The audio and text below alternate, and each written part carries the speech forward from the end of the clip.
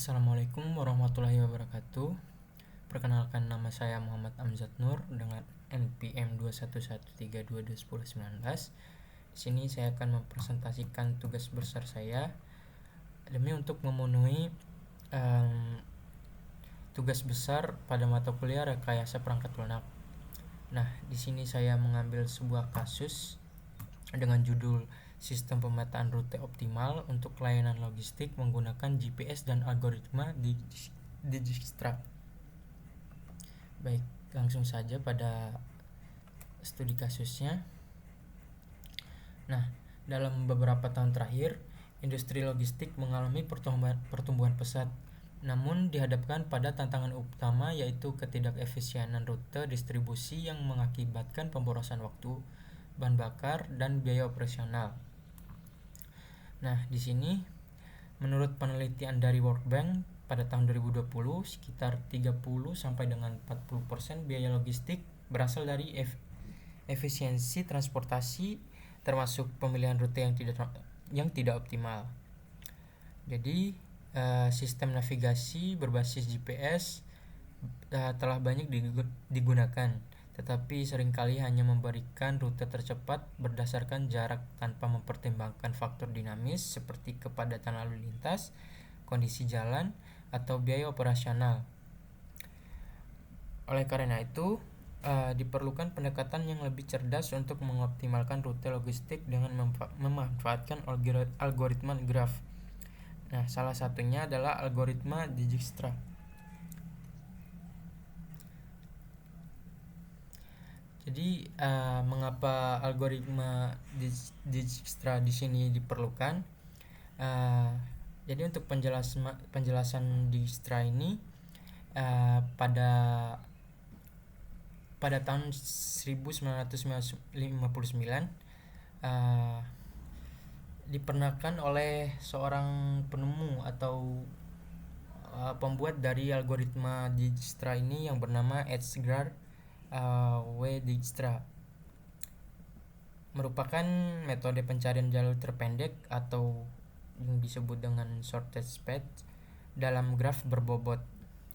Algoritma ini sangat cocok untuk pemetaan rute karena mampu memproses data jaringan jalan sebagai graf berarah, di mana simpul mewakili lokasi dan sisi mewakili jarak atau waktu tempuh.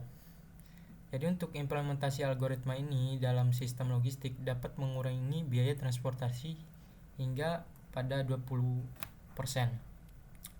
Jadi untuk beberapa penelitian sebelumnya telah mengintegrasikan GPS dengan algoritma optimasi rute lainnya. Namun Dijkstra tetap menjadi pilihan karena efisiensi komputasinya pada graf dengan bobot non-negatif dan kemampuannya memberikan solusi eksak. Penelitian oleh Kumar dan Singh pada tahun 2022 menunjukkan bahwa kombinasi GPS dan Dijkstra ini dapat meningkatkan akurasi perhitungan rute hingga 15%, lebih baik dibandingkan algoritma heuristik lainnya untuk kasus distribusi logistik skala menengah. Lanjut pada tantangan efisiensi rute logistik, di mana industri logistik menghadapi masalah utama, yaitu ketidakefisienan rute distribusi. Jadi menyebabkan pemborosan waktu, peningkatan konsumsi bahan bakar, dan biaya operasional yang tinggi. Menurut laporan World Bank 2022, sekitar 35% dari total biaya logistik disebabkan oleh efisiensi transportasi. Jadi di Indonesia sendiri sekitar 40% waktu pengiriman barang terbuang karena kemacetan dan perencanaan rute yang tidak optimal. Menurut Kementerian Perhubungan pada tahun 2023. Akibatnya banyak perusahaan logistik mengalami kenaikan biaya operasional hingga 25% hingga 5 tahun terakhir. Jadi apa sih dampak potensialnya? Jadi implementasi sistem ini tidak hanya menguntungkan perusahaan logistik dengan pengurangan biaya operasional. Jadi untuk potensi pengamatan hingga 12-15% berdasarkan studi kasus di Jakarta dan peningkatan efisiensi waktu pengiriman, tetapi juga berdampak positif pada pemerintah melalui pengurangan kemacetan dan dukungan kebijakan logistik hijau atau yang kita kenal dengan pengurangan emisi karbon. Bagi masyarakat, sistem ini berpotensi menekan harga produk konsumen karena biaya logistik yang turun dan layanan pengiriman menjadi lebih cepat dan andal. Jadi tujuan penelitian kali ini yaitu untuk merancang prototipe sistem pemetaan rute optimal yang mengintegrasikan data GPS dengan menggunakan algoritma Dijkstra.